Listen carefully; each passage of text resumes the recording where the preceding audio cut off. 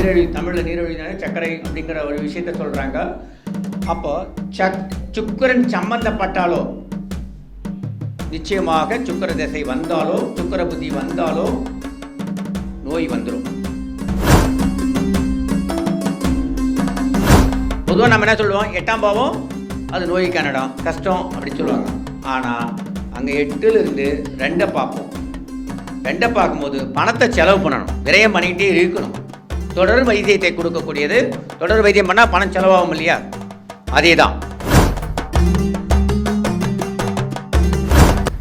இன்றைய நம்ம ஆவலோடு எதிர்பார்க்குறது நம்முடைய சிறப்பு விருந்தினர் ஆனந்த் ஐயா சென்னையிலேருந்து வந்திருக்காரு.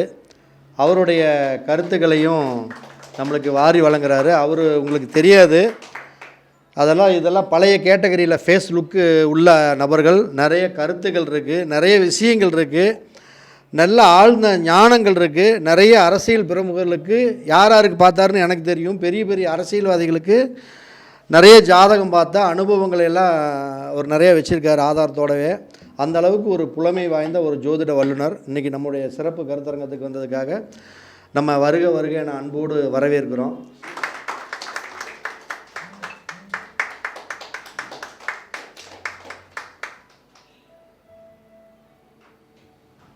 சென்னை பரணி பாரதி ஐயா மீட்டிங்க்கு வந்தாவே ஒரு பயம் வந்துடுது. என்னென்னா எல்லாருமே நோட்டு வச்சு எழுதுறீங்க. மற்ற மீட்டிங்கில் எங்கேயும் பேசுனதில்லை. ஆனால் மற்ற மீட்டிங்கில் இந்த வீடியோலாம் பார்க்கும்போது யாரும் எழுத மாட்டாங்க. இங்கே மட்டும்தான் வரும்போதே நோட்டு புத்தகம் எல்லாத்தையும் கொண்டு வந்துடுறீங்க. பயமாகிடுது. இப்போ சகோதரி ராஜலட்சுமி சொன்ன மாதிரி 27 நட்சத்திரங்கள் சொல்கிற மாதிரி விஷயங்கள் எதுவும் இல்லைனாலும் ஃபஸ்ட்டு ஐயா பேசும்போது பார்த்திங்கன்னா கும்மிடிப்பட்டி ஐயா பேசினார். சல்லி தோஷம், வாஸ்து தோஷங்களை எப்படி நிவர்த்தி பண்ணலாங்கிற ஒரு விஷயங்கள்.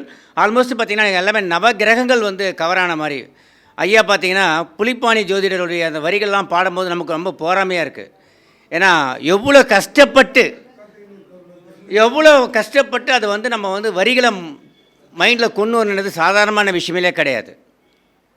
அதே மாதிரி மேடம் சொன்ன மாதிரி பார்த்திங்கன்னா, சகோதரி சொன்ன மாதிரி பார்த்திங்கன்னா ஒவ்வொரு விஷயத்துக்கும் ஒரு பரிகாரங்கள். இப்போ நான் என்ன இங்கே பேச வந்தேன் அப்படின்னா,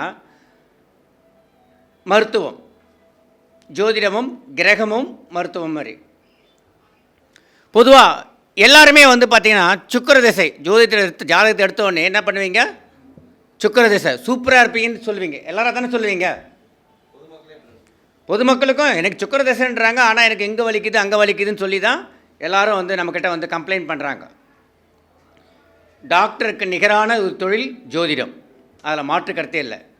டாக்டர் 5 வருடம் கஷ்டப்பட்டு படித்த ஒரு விஷயத்தை நம்மளுக்கு 5 மாதத்தில் ஏர்ன் பண்ணிடுறாங்க. இப்போ என்ன சோஷியல் மீடியா, இப்போ ஐயெல்லாம் பார்த்தீங்கன்னா குறைஞ்சபட்சம் ஒரு 10 வருஷமாவது அதில் போராடி இருப்பார்.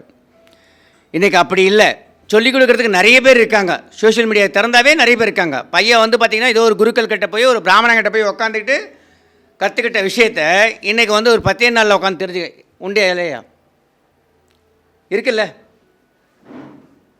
நீங்கள் நிறைய நாட்கள் எடுத்த விஷயத்த இப்போ குறைஞ்ச நாட்கள் எடுத்து சொல்லி தெரிஞ்சுக்கிறாங்கல்லன்னு கேட்குறேன். அது மாதிரி இப்போ ஐயாவை பார்த்த உடனே எனக்கு புலிப்பாணி ஜோதிட அந்த புத்தகத்தை வாங்கி உட்காந்து தினம் உட்காந்து மனப்பாடம் பண்ணுன்ற மாதிரி ஒரு மைண்டுக்குள்ளே வந்துடுச்சு. ஏன்னா அவ்வளோ அற்புதமான விஷயங்களை பேசினார். அதுக்கடுத்து பார்த்திங்கன்னா திருமண தோஷம், திருமணத்துக்கான வழிகள் ஐயா பேசினார். மன்னிக்கிறேன், சந்திரன் ஐயா பேசினார். ரொம்ப அற்புதமாக பேசினார். ஆனால் ஐயா பேசும்போது கண்ணியில் ராகு, அதனால் காலதாமதமான திருமணம், அந்த வீட்டுக்கு அது 12 அப்படிலாம் சொல்லிட்டு இருந்தார். பொதுவாக கண்ணினாவே முதல்ல அவர் என்ன சொன்னா, அந்த ஜாதகர் யாரையும் நம்பியிருக்க மாட்டார். பொண்ணு பார்க்க போகிற இடத்துல மெயின் பிரச்சனையே தான். எந்த பொண்ணு போய் பார்த்தாலும் அதில் ஏதாவது ஒரு குறைகள் சொல்லிக்கிட்டு அப்படியே கடந்துகிட்டே வந்திருப்பார். இல்லை, அவரே முதல்ல எல்லா பெண்ணையும் குறை சொல்லியிருப்பார். அந்த பொண்ணை ஏற்கனவே அவர் பார்த்துருப்பார். இவருடைய குறைகளை அவர் அதை நம்பியிருக்க மாட்டார். அந்த பொண்ணு பேச வந்திருக்கோம், இந்த பொண்ணை குறை சொல்லிவிட்டு அவர் ஏமாந்து போயிருப்பார், நம்பிக்கை இல்லாமல். அதுமாரி அதே மாதிரி பார்த்தீங்கன்னா மேஷ லக்னம்னு சொன்னார். புதன் குரு, சுக்கிரன் குரு, மிதுனத்தில் சொன்னார். சந்திரன் திருவோணத்தில் சொன்னீங்க.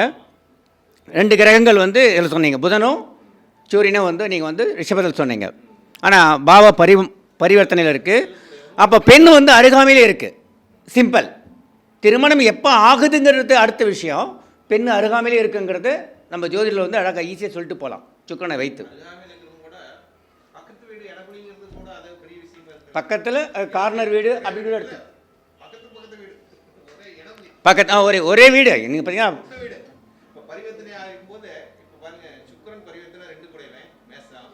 நீங்கள் செவ்வாய் வந்து சிம்மத்தில் சொன்னீங்க.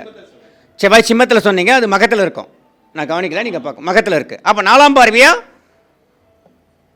வக்கர கிரகங்கள் திரும்பி பார்க்கும் அப்படிங்கிறது தான் நம்ம ஜோதிடத்தோட விதி. அப்போ சுக்கிரன் இருக்குது, பக்கத்திலே இருக்குது. பெண்ணு அவர் ஊருப்புறம் தேட விட்டுச்சு ராகு. ஊருப்புறம் தேடி இருந்தாலும் அதில் வந்து பார்த்தோன்னா ஏதாவது ஒரு குறைகள் சொல்லி, பொதுவாக கண்ணியில் ஒரு கிரகம் இருந்தால் யாரையும் நம்ப மாட்டாங்க. அப்போ அவர் கண்ணியில் ராகு இருந்துக்கிட்டு ஊருப்புறா பொண்ணு தேடினாலும் பார்த்துட்டு வந்தோடனே அந்த பொண்ணு பிடிச்சிருக்கான்னு கேட்டிங்கன்னா அந்த பொண்ணுக்கு ஏதாவது ஒரு குறை சொல்லி இவரே அவாய்ட் பண்ணியிருப்பார். ஐயா குறுக்கிட்டது மன்னிக்கணும். அது மாதிரி வந்து நம்ம ஜோதிடம் சொல்லும்போது பையன் சொன்னார் இல்லைங்களா, எனக்கு வந்து 800 போட்டாங்கன்ற மாதிரி. இப்போ என்னோட வாடிக்கையாளர்கள் எல்லாருமே 5000 10,000 தான். அதில் மாற்று கருத்தே இல்லை. இவங்களுக்கு சகோதரிக்கு தெரியும் எவ்வளோ பீஸ் வாங்குறேங்கிறது. சொல்லி முடிச்சுட்டு உங்களுக்கு என்ன தகுதி இருக்கோ அதை நீங்கள் எனக்கு கட்டணமாக போடுங்கன்னு சொல்லுவேன். அவங்க போடுறாங்களா இல்லையான்னு கூட பார்க்க மாட்டேன். கட்டணம் போட்டால் அடுத்து பதில் சொல்லுவேன். கட்டணம் போடலைன்னா சொல்ல மாட்டேன். கருத்து கால் பண்ண நான் பிஸியாக இருக்கேன்னு சொல்லிட்டு போயிட்டே இருப்பேன். ஏன்னா நம்ம ஏதாவது கிடைக்குங்கிறதுக்காக தான் நம்மளும் பலன் சொல்கிறோம். நம்ம ஒன்றும் சோஷியல் ஒர்க்கெல்லாம் பண்ணல. சொல்ல மேடம். அது மாதிரி வந்து பார்த்திங்கன்னா நம்ம ஃபீஸை வந்து யாரும் ஃபிக்ஸ் பண்ணாதீங்க. நிறைய பேர் பார்த்தீங்கன்னா 300 ரூபாய் நம்ம விற்பனை பண்ணலை. ஜோதிடம் விற்பனை பண்ணலை. இறைவன் பிரபஞ்சத்துக்கிட்ட நீங்கள் கேளுங்க, கட்டாயம் கிடைக்கும். ஜாதகம் பார்த்துட்டு இந்த ஒரு குறுகிய வட்டத்துக்குள்ளே இருக்காதீங்க. ஆனால் நான் சொல்கிற மாதிரி அவங்கள வந்து திருப்தி பண்ணுற அளவுக்கு நம்ம பலன் சொல்ல பழகணும்.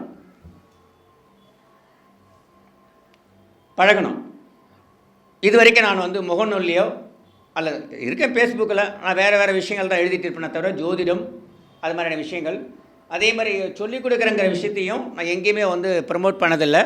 என்னை நம்பி வந்து படிக்கிறவங்க நிச்சயமாக வந்து வெற்றியாளராக மாறுவாங்க. அதில் மாற்று கருத்தே இல்லை. எனக்கு இது மாதிரி மேடைகள்லாம் பேசி பழக்கம் கிடையாது. ஆனால் குறைஞ்சபட்சம் ஒரு 10 வருடங்களாக நான் வகுப்பு எடுத்துகிட்டு தான் இருக்கேன். இன்றைக்கும் வகுப்பு எடுத்துகிட்டு தான் இருக்கேன். எந்த இடத்துலையும் நான் வந்து பதிவு பண்ணல இது மாதிரி வகுப்பு எடுக்கிறேன் அப்படிங்கிற விஷயத்தை. இப்போ நான் பேச வந்த டாபிக் என்னென்னா சுக்கிரன் என்னென்ன விஷயங்கள்லாம் கொடுக்கும், சுக்கிரன் என்னென்ன வலியை கொடுப்பாரு, சுக்கிரன் என்னென்ன சந்தோஷத்தை கொடுப்பாரு அப்படிங்கிறது தான் கான்செப்ட். சுக்கிரன் எங்கே உச்சமாகிறார்? மீனத்தம். காலபுருஷனுக்கு எத்தனாவது வீடு? 12வது வீடு. அப்போ சுக்கிரன் என்ன நோய்க்கான கிரகம்? சர்க்கரை. எல்லாருக்கும் இருக்குல்ல? எல்லாருக்கும் இல்லாதவங்க சொன்னதான் அதிசயம். அப்போது ஒரு காலத்தில் பணக்காரனுக்கு மட்டும்தான் அந்த நோய் வந்தது. இப்போ ஏன் எல்லாருக்கும் வருது? பதில் கிடைக்குமா? எல்லாருக்கிட்டையும் பணம் இருக்குது. எல்லாரும் பணம் வச்சுக்கிட்டு சந்தோஷமாக இருக்காங்க. அதனால் சுக்கிரன் திசை வந்தால் என்ன சொல்லுவோம் நம்ம அடுத்து? பண வரவு, மறைமுகமாக நோய் வரவும் உண்டு. சுக்கிர லக்னம் ரிஷப லக்னத்துக்கு அவன் வீடு எத்தனாவது வீடு? துலாமுக்கு ரிஷபம் எத்தனாவது வீடு? 8ஆம் வீடு. அப்போ 6 8 தானே நோயின்னு சொல்கிறோம். நீங்களும் கொஞ்சம் பேசினா தான் நானும் பேச முடியும். நோயின்றோம். நான் எதுவும் குறிப்பெல்லாம் எடுத்துகிட்டு வரல, என்னோட அனுபவத்தை தான் நான் ஷேர் பண்ணுறேன். 8வது வீடு 6 8 வருதா? 6 சொல்லுங்கய்யா. 6 8 போது கட்டாயம் சுக்கிர திசை வந்தால் கட்டாயம் நோய் வரும். சுக்கிரனோட நட்சத்திரம் பரணி, பூரம், பூராடம். 6ஆம் அதிபதி பரணி, பூரம், பூராடத்தில் இருந்தால் கட்டாயம் நோய் இருக்கும். அது பால்வினை சம்பந்தமான நோயாக இருக்கும். பாவிகள் பார்த்தால், பாவிகள் சேர்ந்து இருந்தால் கட்டாயம் அது குணப்படுத்த முடியாத பால்வினை நோயாக இருக்கும். சுபர்கள் சேர்க்கை, சுபர்கள் பார்வை இருந்தால் நோய் குணமாகும். ஆனால் கட்டாயம் பால்வினை நோய் வரும். இது நீங்கள் எந்த புத்தகத்திலையும் குறிப்பிடலையே அப்படின்னா, நான் பேசுவது என்னுடைய அனுபவத்தை மாத்திரம் தான் நான் பேசுகிறேன். அதில் மாற்று கருத்து இல்லை. ஏன்னா இந்த ஜோதிட மேதைகளை பேசும்போது பார்த்தீங்கன்னா எல்லாரும் ஒவ்வொரு துறையிலும் அறிவாளியாக இருப்பாங்க. வெளியே போன உடனே இது இப்படி இருக்கும், அது அப்படி இருக்கும். ஐயா, 9 கிரகங்கள், அதில் 7 கிரகங்கள் தான் வலிமையான கிரகங்கள், 12 கட்டங்கள், இதுக்குள்ள தான் லட்சக்கணக்கான விஷயங்களையும் உள்ள புகுத்திருக்கும். நம்ம பேசிட்டு போன பிறகு விவாதம் பண்ணுவாங்க. எந்த ஒரு விஷயங்களும் கட்டாயம் லக்னாதிபதி இந்த 3 நட்சத்திர லக்னத்துக்கு லக்னாதிபதியோ லக்னத்துக்கு 6ஆம் அதிபதியோ இதுக்குள்ள வந்தால் நிச்சயமாக 8ஆம் அதிபதியும் இந்த சாரத்தில் வந்தாலும் நோய் இருக்கும். லக்னாதிபதி 6, 8, 12 போனாலும் கட்டாயம் அவங்க நோய் வாய்ப்படுவாங்கன்றது ஒரு கான்செப்ட். இப்போது நான் அது பரந்த ஒரு விஷயம். 5.5 வருஷம் டாக்டருக்கு படிக்கிற விஷயங்கள் நம்ம ஒரு 5 நிமிஷத்தில் பேசிட்டு போகிறோம் அப்படின்னா அதில் நிறைய விஷயங்கள் நம்மளால் ஷேர் பண்ண முடியாது. அப்போ சுக்கிரன் என்ன மாதிரியான கிரகம்? நீர் கிரகமா, நெருப்பு கிரகமா அப்படிங்கிற நம்ம பிரிப்போம் இல்லையா? என்ன மாதிரி கிரகம்? நீர் கிரகம். சந்திரனும் சுக்கிரனும் சேரும்போது தானே நம்ம நீர் கிரகம், மழை வருது நம்ம பஞ்சாங்கத்தில் எழுதியிருக்காங்க. அப்போ நீரிழிவு நோய் என்று தானே சர்க்கரை நோய். நீரிழிவு, தமிழில் நீரிழிவு சர்க்கரை அப்படிங்கிற ஒரு விஷயத்த சொல்கிறாங்க.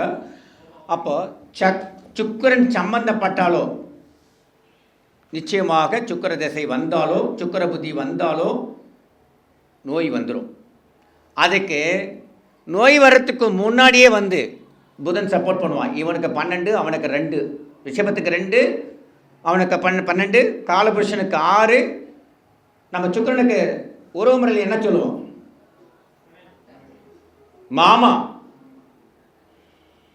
மாமாவை அத்தை யார் கல்யாணம் பண்ணி கொடுப்போம்? மாமாவுக்கு. அப்போ முதல்ல அந்த மாமா வேலையை பண்ணிடுவான் புதன். ஒரு நோய் வருதுன்னா முதல்ல மாமா வேலையை பண்ணிடுவான். மாமனுக்குரிய கிரகம் புதன். புதனுக்குரிய உறுப்பு என்ன சொல்லுவோம் நம்ம?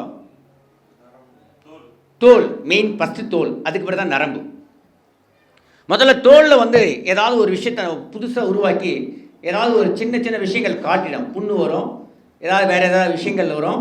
அப்போ மாமா வேலையை காட்டுறான், நமக்கு ஏதோ ஒரு நோய் வரப்போகுது.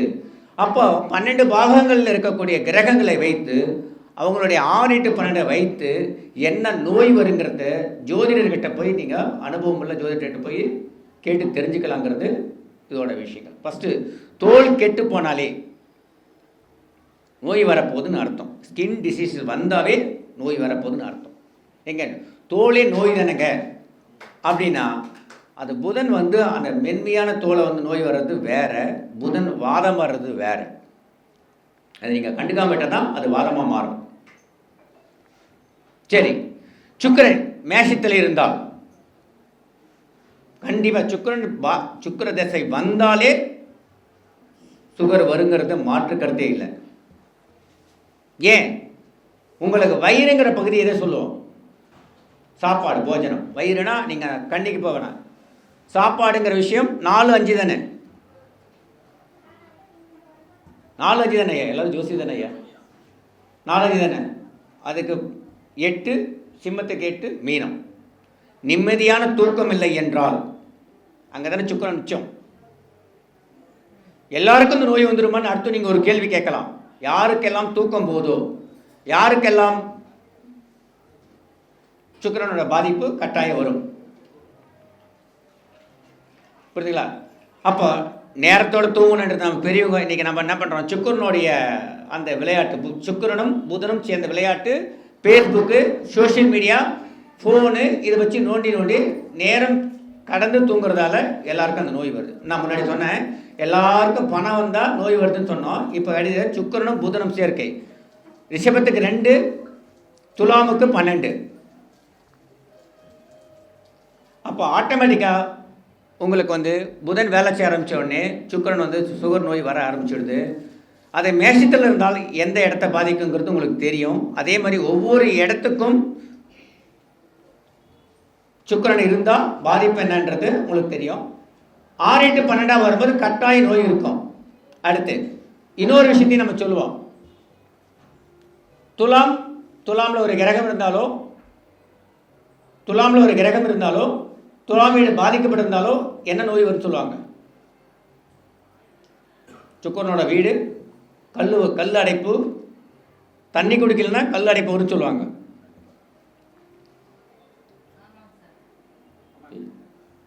அதே மாதிரி பார்த்தீங்கன்னா உங்களுக்கு வந்து சுக்கிரன் அங்கே ஆட்சி பெற்றிருந்தாலும் சரி, துலாமில் கல் அடைப்பு, கல் சம்பந்தமான நோய் இதெல்லாம் வரும். போர் அடிக்குதா?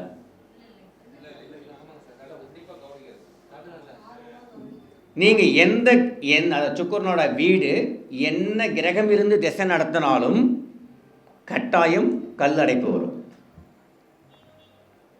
சரி, அப்போது சுக்கிரன் அது உணவும் ஒரு காரகமாக, சந்திரன் உச்சமாக ஒரு இடத்துல உணவும் ஒரு காரகம். லக்ஸரி உணவா நார்மல் உணவா அப்படிங்கிறது பிரித்து பார்க்குறது. உடனே வந்து உணவு வந்து சந்திரன் தானே, இவர் என்ன சுக்கிரனை பற்றி சொல்கிறாரு அப்படின்ற ஒரு கேள்வி வரும். அந்த உணவு வந்து கொஞ்சம் வசதியான உணவு, கொஞ்சம் அப்படிங்கிற மாதிரி லக்ஸரியான உணவு, சாப்பிட்ற இடங்கள் அதெல்லாம் வந்து அதில் கால்குலேட் ஆகும். அப்போது சுக்கிரன் எங்கே நீச்சமாக வர? கண்ணியில். வயிறு கெட்டு போயிட்டா மொத்த டோட்டல் சர்க்குலேஷன் கெட்டு போயிடுமா? அப்போ சுக்கிரனை வந்து நம்ம அழகாக பொத்தி பாதுகாத்துக்கணும். அப்போது நம்ம கல்யாணம் பண்ண பொண்டாட்டியும் பொத்தி பாதுகாக்கணுங்கிறது மறைமுகமாக சொல்கிறாங்க. ஏன்னா அவங்க தான் சமைச்சு கொடுக்குறோம். புரியுதுங்களா? அப்போ அதே மாதிரி கண்ணில் என்ன கிரகம் இருந்தாலும், நான் சொல்கிறது வந்து சுக்கிரன் மாத்திரம் இல்லை, என்ன கிரகம் இருந்தாலும் திசை நடத்தினா நிச்சயமாக அவங்களுக்கு வயிறு சம்பந்தமான பிரச்சனை கட்டாயம் வரும். அதில் மாற்று கருத்தே இல்லை. நீங்கள் வரக்கூடிய வாடிக்கையாளருக்கு யாருக்குனாலும் தைரியமாக கேட்கலாம், இந்த பிரச்சனை இருக்கா அப்படின்ட்டு. வயிறு சம்பந்தமான பிரச்சனை ஆமான்னு சொல்லுவாங்க. அதுக்கு பிறகு அவங்களே ஆன்சர் சொல்லிடுவாங்க. விருச்சிகத்தில் இருந்தாலும் யூட்ரஸ் ப்ராப்ளம், சுக்கிரன், நான் சொல்கிறது எல்லாமே சுக்கிரன் தான். யூட்ரஸ் ப்ராப்ளம் கட்டாயம் வரும், அதில் மாற்று கருத்தே இல்லை. வயிற்றுல கண்டிப்பாக இருக்கும், புரியுதுங்களா? அதில் மாற்றுக்கிறதே இல்லை. அது வேகமாக தட்ட மாட்டேறாங்க, நானே பண்ண முடியும் இருக்கு ஐயா. அதை மாற்றுக்கிறதே இல்லை. அல்சர் இருக்கும். வேற என்ன? அனல் கிரகம் என்ன பார்க்குது?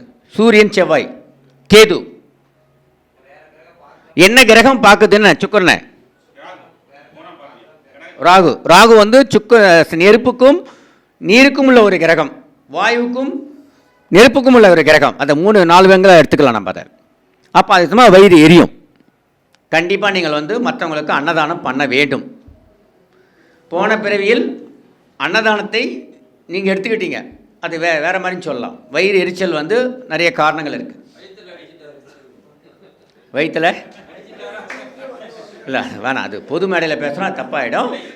இல்லை அது போன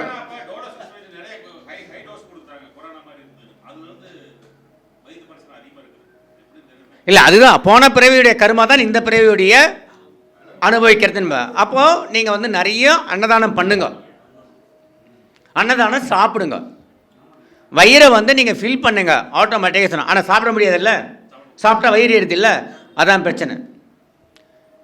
நம்ம வீட்டில் யாராவது முன்னாடி வந்து ஸ்கூல் டீச்சராகவோ அமைப்பாளராக இருந்தாங்களா? யாருமே இல்லை. ஆனால் போன பிறகு இது மாதிரி ஏதாவது குழந்தைங்களுக்கு சாப்பாடு கொடுக்குற இடத்துல வேலை பார்த்துருப்பீங்க.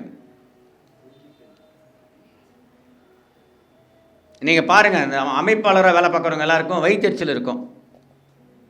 ஏன்னா அதில் கொஞ்சம் எடுத்துகிட்டு வந்துடுவாங்கல்ல. அதனால்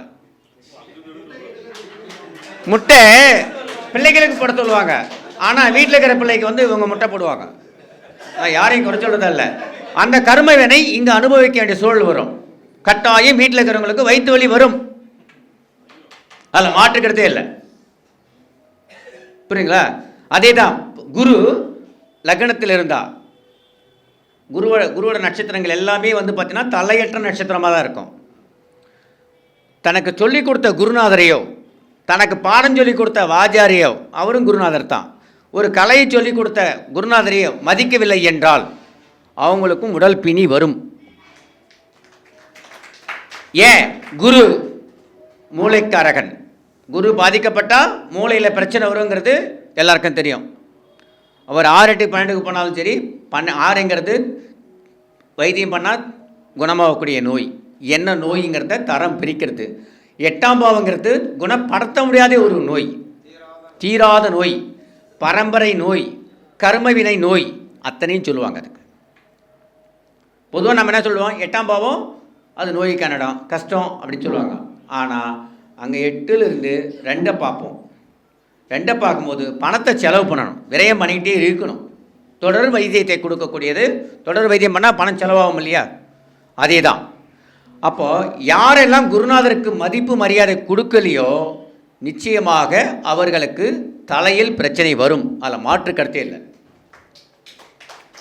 அவங்களுக்கு வணக்கம் சொல்லாதவோ, அவங்களுக்கு வந்து பணிவிடை செய்யாதவோ போகிறதுலாம் பிரச்சனை கிடையாது. மரியாதை கொடுக்கணும் அப்படிங்கிறது இல்லை. அதை வந்து பார்த்தீங்கன்னா உங்களுக்கு லக்னத்தில் குரு இருக்கிறவங்களுக்காக பார்த்தீங்கன்னா பாவிகள் பார்க்கும் பொழுது கட்டாயம் அவர்கள் தலையில் வந்து பிரச்சனை, மூளையில் சம்பந்தமானது, மூளை கசைவு, இது மாதிரியான பிரச்சனைகள் வரும். அதே சுக்கிரன் இருந்தால் யூரினல் ப்ராப்ளம் வரும். 1க்கும் 8க்கும் ஏன் முடிச்சு போடுறீங்க? 1ஆம் வீட்டுக்காரனும் அவனே தான், 8ஆம் வீட்டுக்காரனும் அவனே தான். நீங்கள் பார்க்கும்போதே சொல்லிடலாம், உனக்கு இந்த பிரச்சனை இருக்குது, இந்த நோய் இருக்குது, இந்த நோய் வரப்போகுதுங்கிறத. நிறைய பேர் என்கிட்ட நான் வந்து ஃபேஸ்புக்கு இதை வந்து மாதிரி விசிட்டிங் கார்டு போடுறதோ, ஆஃபீஸ் போட்டு பண்ணுறதோ அதெல்லாம் கிடையாது. எல்லாமே எனக்கு ஆன்லைன் தான். ஆன்லைனில் கூப்பிட்டாங்க அப்படின்னா சொல்லுவேன். சொல்லிவிட்டு உங்களுக்கு என்ன தகுதியும் தரமும் இருக்கோ அந்த பீஸை போட்டுருங்கன்னு சொல்லிவிடுவேன். அடுத்த வேலையை நான் கவனிக்க ஆரம்பிச்சிடுவேன். அவங்க போய் இன்னொருத்தர்கிட்ட சொல்கிறது, அவங்க போய் இன்னொருத்தர்கிட்ட சொல்கிறது, இவர் நல்லா சொன்னார், நல்லா சொல்லலை அப்படின்னு மாதிரி. சிலர்லாம் என்ன பண்ணியிருக்காங்கன்னா, நீங்கள் என்ன எம்பிபிஎஸ் டாக்டரா, இந்த நோயெலாம் வரும்னு சொல்கிறீங்க. என்கிட்ட ஒரு குறைஞ்சபட்சம் ஒரு 50 பேருக்கு மேலே டாக்டர் படித்தவங்களே இருக்காங்க. சகோதரிக்கு நான் சொல்லியிருக்கேன். போன 20 நாளைக்கு முன்னாடி ஒரு டாக்டர் வந்தார். ஒரு பிரபலமான ஹாஸ்பிட்டலில், 3 பிரபலமான ஹாஸ்பிட்டலில் டைமிங்கில் போய் வேலை பார்க்குறவர். அவருடைய ஜாதகத்தை வைத்து உங்களுடைய விந்து அணுக்கள் கணவன் மனைவி தாம்பத்தியத்தின் போது வெளியே வரும் பொழுது ஒரு மாதிரி துர்நாற்றம் அடிக்கிறது, இதுதான் உங்கள் மனைவிக்கும் உங்களுக்கும் உள்ள பிரச்சனை. அவர் டாக்டர், அவர் மனைவியும் டாக்டர். ஆனால் ஒத்துக்கிட்டார்.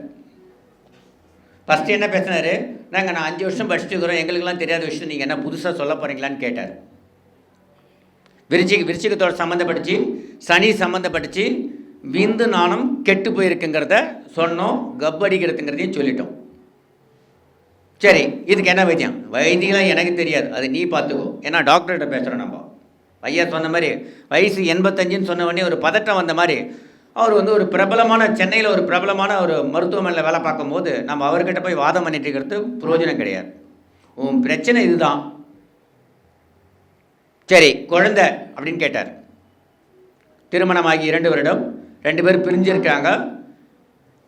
அப்புறம் குழந்தை வேணுமான்னு கேட்குறாரு. நான் டிவோர்ஸ் பண்ணலாமா வேணாமான்றது தான் என்னோட கேள்வி, அதுக்கு தான் நான் உங்ககிட்ட வந்தேன் அப்படின்னாரு.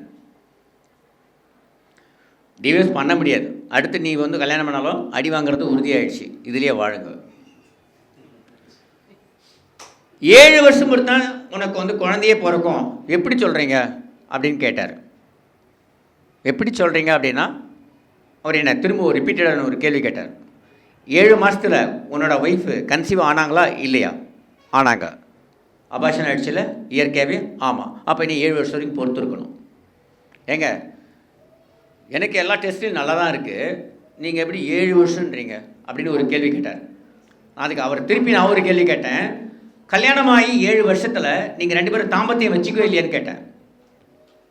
அப்கோர்ஸ் வச்சுட்டு தான் இருந்தேன் அப்படின்னாரு. அப்புறம் ஏன் கருத்தரிக்கல? ஆஸ் பர் டாக்டராக நீங்கள் ஏன் பதில் சொல்லலன்னு கேட்டேன்.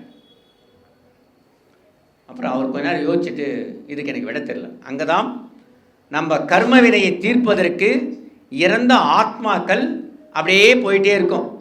இந்த தம்பதிக்குள்ளே போய் நம்ம வந்து ஜனனமானால் தான் நம்ம கர்ம வினையை தீர்க்க முடியுங்கிறது விதி. அதை தான் நம்ம பார்த்து இந்த வயசில் குழந்தை பிறக்கும், இந்த வயசில் கருத்தரிக்கும் அப்படின்னு சொல்கிறது. மேடம் சொன்ன மாதிரி வந்து முக்காலத்தையும் அறிந்தவர்கள் தான் ஜோதிடர்கள். ஒத்துக்கிறீங்களா? ஒத்துக்கிறீங்களா இல்லையா? யாரும் பேச மாட்டேங்க. புரியுங்களா? அப்போ நம்ம வந்து துல்லியமாக பார்த்தோம்னா கண்டிப்பாக வந்து நல்ல பலனை கொடுக்க முடியும். அதனால் வந்து நான் என்ன சொல்லணும்னா, சுக்கிர திசை வந்தால் கட்டாயம் கல்லடைப்பு, சுகர், எல்லா நோய்க்கும் காரகமும் சுக்கிரன். ஒவ்வொரு கிரகமும் ஒவ்வொரு வீட்டுக்கும் ஒவ்வொரு மாதிரியான வேலைகள் பண்ணுவோம். அது நம்ம நிறைய போயிட்டே இருக்கலாம். அதே மாதிரி புதன் திசை வந்தாலும் கட்டாயம் நோய் வரும், கடன் வரும். அது எல்லாமே தெரியும். காலபுருஷனுக்கு 6 தானே, நீங்கள் என்ன புதுசாக சொல்கிறது அப்படின்னா, காலையில் கூட என் நண்பரோட பேசிகிட்டு இருக்கும்போது எனக்கு வந்து புதன் புத்தி, எனக்கு இந்த தொந்தி வந்து புதன் புத்தி முடிஞ்ச உடனே குறைஞ்சிருன்னு சொன்னார். ஆமாம், புதன் புத்தி முடிஞ்சால் கூட வந்து தொந்தி குறையாது, கண்டினியூ ஆகும். புரியுதுங்களா? அவர் நினச்சிக்கிட்டாரு, ஏன்னா 6 கூடியவன் புதன்றதால கட்டாயம் தொந்தி வருதுன்னு நினைக்கிறார். கிடையாது. அவர் உணவு வழக்கத்தை மாற்றலைன்னா கட்டாயம் தொந்தி குறையாது. 6 என்ன சொன்னாங்க? கடின உழைப்புக்கும் 6 தான் நம்ம எடுத்தோம், எதிரிக்கும் நம்ம 6 தான் எடுக்கிறோம்.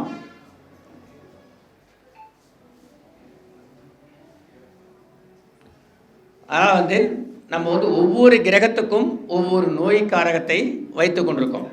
அதில் சுக்கிர திசை வந்தால் கட்டாயம் நோய் பின்னாடியே வருங்கிறது எழுதி வைக்கப்படாத சட்டம். புதன் திசை வந்தாலும் நோய் வருங்கிறது ஒரு விஷயங்கள். ஒவ்வொரு நட்சத்திரத்துக்கும் எந்தெந்த காலகட்டங்களில் நோய் வருங்கிறதும் இருக்குது. குறிப்பாக பார்த்திங்கன்னா சுவாதிக்கும் உத்திராடத்துக்கு மட்டும்தான் காலதாமதமாக நோய், மற்றவங்க எல்லாருக்குமே சிறு வயசுலேயே நோய் வரும். அவங்களுக்கு மட்டும்தான் 40-45 வயசுக்கு மேலே தான் நோய் வருங்கிறது ஒரு கான்செப்ட். காலையில் அவர் பேசிகிட்டே இருக்கும்போது நைட் நான் வந்து படுக்கும்போது நண்பர் கேட்டார், நான் தான் இந்த ஃபேஸ்புக்கில் அப்டேட் பண்ணுறேன், நீங்கள் என்ன டாபிக் பேச போகிறீங்க எனக்கு முதல்ல சொல்லிவிடுங்கன்னு கேட்டார். நான் என்ன டாபிக் பேச போகிறேன்னு எனக்கே தெரியாது, வந்திருக்கேன் பேச போகிறேன் அப்படின்னாரு. நான் சொல்லியிருந்தேன். அடுத்து கேட்ட கேள்வி என்னன்னு கேட்டால், உங்களுக்கு சுவாதியில் என்ன கிரகம் இருக்குதுன்னு கேட்டேன். அது என்ன பர்டிகுலராக சுவாதின்னு கேட்குறீங்க, வாங்க விஷயத்துக்கு வாங்க அப்படின்னு பேசிட்டு போகும்போது என்ன சொன்னீங்க? புரியல. ராகு இருக்கு. ஓ, நீங்கள் ராகு இருக்கிறதால தான் நீங்கள் வந்து ஃபேஸ்புக்கு ட்விட்டர்லாம் இருக்கிறதா சொல்கிறீங்களான்னு கேட்டார். அடுத்து என்ன கேட்டேன், உங்களுக்கு செவ்வாய் எங்கே இருக்குது, வலிமையாக இருக்கான்னு கேட்டேன். என்ன சொன்னார் அவர்? 9 இருக்கு. எதை வச்சு சொல்கிறீங்கன்னு கேட்டார். சார் உங்களுடைய பாடி லாங்குவேஜ், உங்களுடைய அந்த திங்கிங், வே ஆஃப் திங்கிங் ஒரு 1 hour நான் பார்த்தேன் இல்லைங்களா, அதை வச்சு சொல்கிறேன் அப்படின்னாரு. சொன்னேன் இல்லையாண்ணே? இல்லைங்களா? அதே மாதிரி அவர் மொத்த சாட்டும் நான் சொல்லிட்டேன். அவர் என்கிட்ட சொல்லலை. மொத்த சாட்டும் உங்களுக்கு கிரகங்கள் இங்கே தான் இருக்குது அப்படிங்கிறத நான் ஓரளவு சொல்லிட்டேன். ஓரளவுக்கு நல்லா சொல்லியிருக்கேன்னு நினைக்கிறேன். புரியுங்களா? அது மாதிரி நம்ம பார்த்த உடனே சொல்லலாம். நீங்கள் கிரகத்தை நேசிச்சா, நான் உங்களுக்கு பாடம் சொல்ல குடிக்கும் போது கூட அதான் சொல்லுவேன், நீங்கள் கிரகத்தை நேசித்தா எல்லா விஷயங்களும் பிரபஞ்சம் உங்கள்கிட்ட கொட்டி உங்களை தேடி வரும் அப்படின்றதுல மாற்று கருத்தே இல்லை. அதே மாதிரி பார்த்திங்கன்னா செவ்வாய், நம்ம என்ன சொல்கிறோம், செவ்வாய் வந்தால் எந்த லக்னமாக இருந்தாலும், ஐயா பேசும்போது 6 மாதம், அது ஒரு 6 வருஷம் கிரகம்னா 3 மாதம் இப்படி வேலை செய்யும், இப்படி 3 வருஷம் இப்படி வேலை செய்யலாம்னு சொன்னார். எந்த கிரகம் வந்தாலும் முதல் வழியாக அவங்களுடைய பாவத்துடைய வேலையை கட்டாயம் பண்ண தான் செய்வாங்க. அது வந்து 9 இருக்கட்டும், 10 இருக்கட்டும், யோகமான இடத்துலையும் இருக்கட்டும். செவ்வாய் தசை வந்தால் கட்டாயம் ஒரு விபத்து சர்ஜரி கட்டாயம் கொடுத்தே தீரும், அதை மாற்று கருத்தே இல்லை. எனக்கு அதெல்லாம் கிடையாதுங்க அப்படின்னு சொல்லுவாங்க. அங்கே காரக உறவுக்கு கட்டாயம் நடக்கும், அதில் மாற்று கருத்தே இல்லை. அப்போது செவ்வாய், சந்திரன் வந்து ரத்தம் சொல்லுவோம், செவ்வாய் வந்து இரத்த சிகப்பணுக்கள். அப்போ உங்களுக்கு சுக்கிரனும் செவ்வாயும் சேரும்போது நிச்சயமாக உங்களுக்கு அந்த அணுக்களில் இருக்கக்கூடிய பிரச்சனை, கண்ணுக்கு தெரியாத கிருமினால வர பிரச்சனை கட்டாயம் வரும். நேற்று வந்த உடனே அடுத்த சிஎம் யாராக வருவாங்கன்னு கேட்டார். வந்து படுக்கும்போது நைட்டு 11, நானே 11:30 மணிக்கு வரேன், அடுத்த சிஎம் யார் வருவாங்க சொல்லுங்கள், நீங்கள் ஜோசியர் தானே. ஆனால் அவரும் ஜோசியர் தான். அவர் கேட்குற கேள்வி சிஎம்ஐ யார் வருவாங்கன்றதையும் சொல்லிட்டேன். அடுத்து ஒரு குறிப்பிட்ட தலைவரை சொல்லி எனக்கு இவர் அடுத்த சிஎம்ஐ வருவாரான்னு கேட்டார். நிறைய பேர் சோஷியல் மீடியாவில் நிறைய பேர் எழுதிட்டு இருக்காங்க, கட்டாயம் வருவாருன்னு எழுதிட்டு இருக்காங்க. அவருக்கு சுக்கிரன் கேது சேர்க்கை 11ல். அவர் எப்படி வர முடியும்? இப்போ சொன்னதான் கட்டாயம் மன உளைச்சல் வந்துடும், அவருக்கு இதுக்கு மேலே நோய் வரும், அவரால் ஆக்டிவாக செயல்பட முடியாதுங்கிறது இந்த சுக்கிரனை வச்சு தான் நம்ம சொல்கிறோம். அப்போ மனசளவில் பாதிக்கப்பட்டான். சுக்கிரனாவே லக்ஸரி, அது கூட இப்போ கேது சேர்ந்துட்டார். ஆமாம், கட்டாயம் தடை வரும், அதில் பிரச்சனை வரும், மன உளைச்சல் வந்துடும். மன உளைச்சல் வந்தாவே நோய் வந்துடும். புரியுங்களா அண்ணே? அதனால் இந்த என்னென்னா, யாராவது நம்ம ஆட்களே இவர் முதலமைச்சர் ஆகிடுவார் அப்படின்னு 10 பேர் எழுதிட்டாங்கன்னா நம்ம எல்லாரும் என்ன முடிவு எடுத்துக்கணும்னா இவர் முதலமைச்சர் ஆகிடுவார், கட்டாயம் ஆய்வார். அப்புறம் பார்க்குறது கிடையாது வாங்கி எப்படி ஆவார்ன்னு. நான் ஆர்கியூ பண்ண விரும்பலை. ஆனாலும் சில விஷயங்கள் நமக்குள்ளே நம்மளே முடிவு எடுத்துக்கலாம். அப்போது எந்த திசையும் யோகமான திசையும் கிடையாது, எந்த திசையும் நம்மளை அழுத்திட்டு போகிற திசையும் கிடையாது. எல்லா திசையும் அந்த காரக உறவு வேலை செய்யும். நான் சொல்ல வந்த விஷயம் என்னென்னா, சுக்கிர திசை வந்தால் கட்டாயம் நோய் வரும், அதில் மாற்று கருத்தே இல்லைங்கிறது தான் என்னோட உரை. ஐயா எங்கேருந்து திசை, எங்கேருந்து திசை நடத்துது? ஐயா எங்கேருந்து திசை நடத்துது? ஐயா என்ன லக்னம்? ஐயா மகர லக்னம். கண்டிப்பாக வரும் ஐயா, மாற்றுக்கிறதே இல்லையா? வரும் ஐயா. ஒரு பிரபலமான ஹாஸ்பிட்டலுக்கு போக வேண்டிய சூழல் வரும். அதுதான் அங்கே சொல்லக்கூடிய விஷயங்கள். ஐயா கும்பனாவே ஜனக்கூட்டம், கும்பனாவே ஜனக்கூட்டம், 1000 பேர் 1,00,000 பேர் இருக்கக்கூடிய நீங்கள் போகிற ஹாஸ்பிட்டலு சவுத் இந்தியாவில் சொல்லணும்னா எல்லோரும் தெரிஞ்சிருக்கிற ஹாஸ்பிட்டலாக தான் இருக்கும். அதில் மாற்று கருத்தையில் சுக்கிர புத்தி முடிகிற வரைக்கும் கொஞ்சம் பொறுங்க. அது எந்த லக்னமாக எந்த சாரத்தில் இருந்தாலும் சரி, சகோதரி சொன்ன மாதிரி சார உபச்சாரங்கள் சொன்னாங்கல்ல, அது எந்த சாரத்தில் இருந்தாலும் நோய் வாய்ப்பட வேண்டிய சூழ்நிலை வரும்.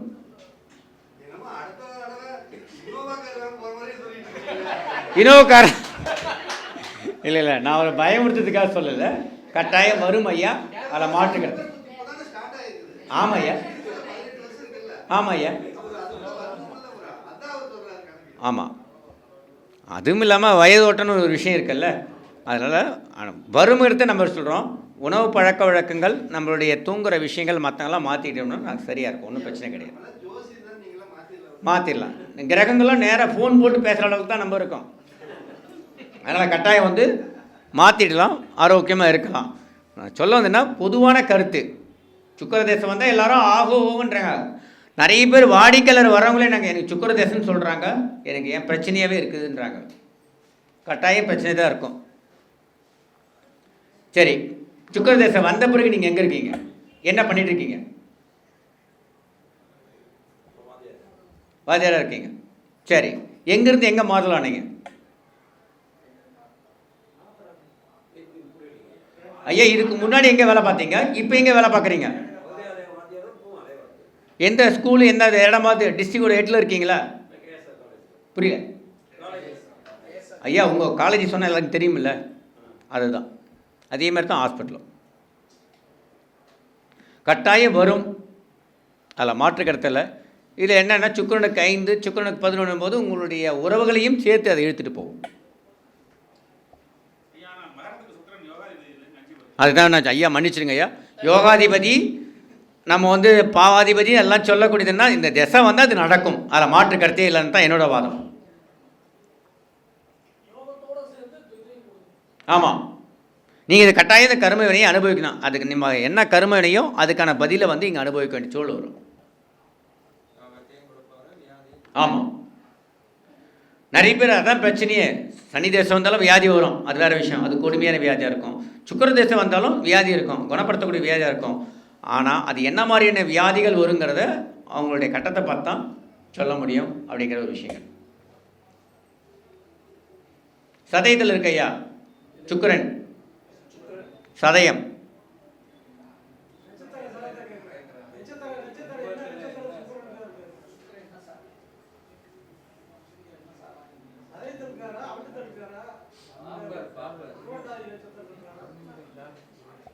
அம்சத்தில் எங்க ஐயா இருக்காரு?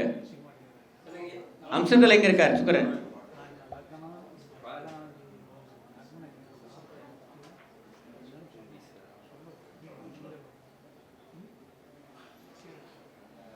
ஐயா இதுல சுபர்கள் பார்த்தாருன்னா இல்ல,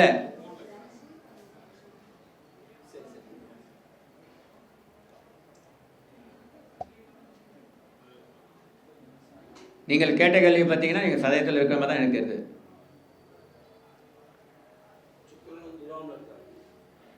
அவட்டியத்தில் இருக்காரு. அப்போ ஆச்சு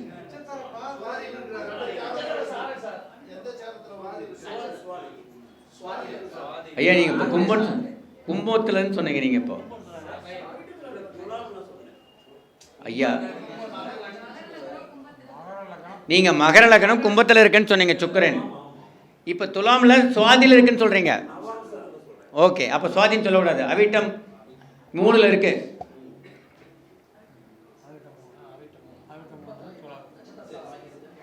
கட்டாயம் நீங்கள் செக் பண்ணி பாருங்கள். நான் சொல்கிறதுக்காக பயப்படுறதுக்காகலாம் சொல்லலை. நீங்கள் ரத்தத்தில் செக் பண்ணி பாருங்கள், சுகருடைய அளவு கொஞ்சம் கூடி இருக்கும். இப்போ ஏறி இருக்குல்ல, கூடி இருக்கா, கவனமாக பார்த்துக்குங்க. சுவாசத்தின் மூலமாக, மூச்சு பயிற்சி மூலமாக அதை குணப்படுத்தலாம், குணமாக்கலாம். அது ஒரு பெரிய விஷயமே இல்லை. இப்போ நீங்கள் கேள்வி கேட்டீங்கன்றதுக்காக நான் பதில் சொல்கிறேன், உங்களை பயமுறுத்துறதுக்காக நான் சொல்லலை. அப்படிங்களா? கவனமாக இருங்க, அதெல்லாம் ஒன்றும் அது பிரச்சனை இல்லை.